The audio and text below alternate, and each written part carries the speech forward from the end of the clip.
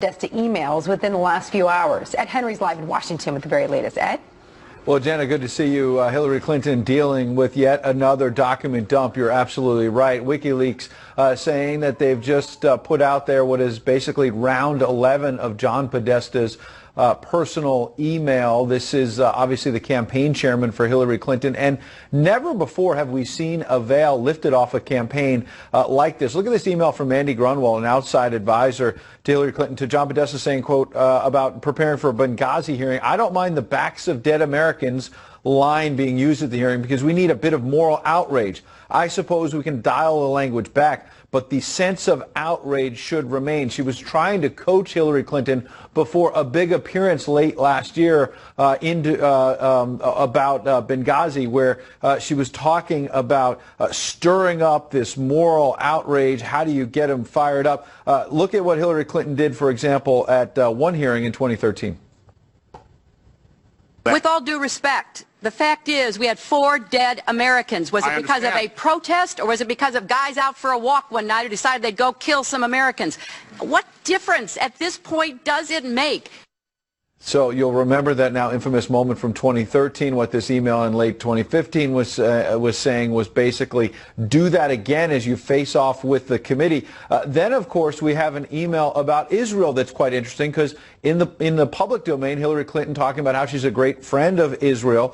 In private, as the campaign kicked off in 2015, Robbie Mook the campaign manager, sent an email to John Podesta about go soft on mentioning Israel in her stump speech. Quote, we shouldn't have Israel mentioned basically at public events, especially Dem activists, meaning a Democratic activist would not like to see her right out of the gate getting behind Israel. Again, this is showing two different faces of Hillary Clinton in public now in the general election, talking about being a strong ally of Israel. At the beginning of the campaign in private, they were saying, let's go soft on that. And then one last email just came out a moment ago where John Podesta was calling Bernie Sanders a, quote, doofus.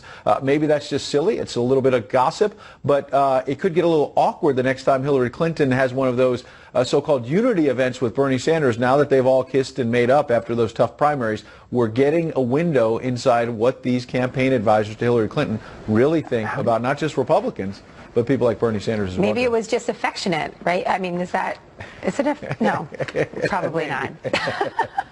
Ed, thank you very much. An important story for us today. Feel better. John?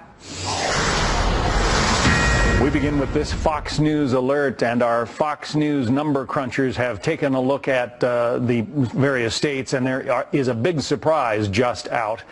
Take a look at the state of Texas. It has not voted Democrat for president since Jimmy Carter was elected back in, what, 1976? Texas is now being classified as a lean Republican state instead of a solid red Republican state, according to our Fox News team. Also look at Missouri and Iowa. Both of them now leaning Republican, as well as the state of Georgia. They are not solid red anymore. This as Donald Trump's poll numbers continue to drop with just 3 weeks left to go until Election Day, 3 weeks from today. According to the latest CBS News poll, in a 4-way race, Trump now trails Hillary Clinton by 9 points. Just 2 weeks ago, Clinton's lead in that poll was 4 points. Let's talk about the reasons why with John Bussey, associate editor of the Wall Street Journal. Is it all about that tape that came out on that Friday? Well, I think it was about the first debate. That's where you saw the momentum begin to falter. He had been rising in the polls up until that point, then followed by the comments about Miss Universe, the tape, other kind of email and Twitter blasts that went out that portrayed him as, somebody kind of off message. And that's where the numbers began to change. I mean, this development in Texas is really quite interesting. Georgia and Arizona possibly as well could be in play. They're Republican now. They're leaning Republican. It's possible by Election Day they could be in play. Okay, so in terms of, we've got another debate coming up this week. Donald Trump still has 3 weeks. Can he turn these numbers around? Yeah, I don't know. I mean, you don't see the language that might do that quite yet. And again, 3 weeks, as we've discovered the last 3 weeks, who would have thought 3 weeks ago that you would have had the events transpire that have transpired, that have changed the direction of the polling?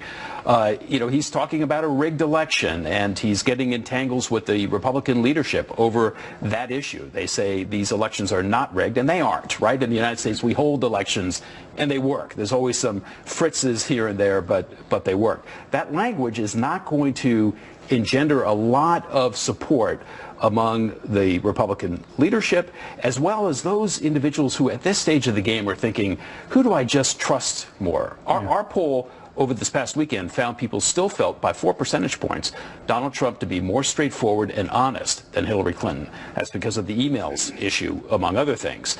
But that can erode.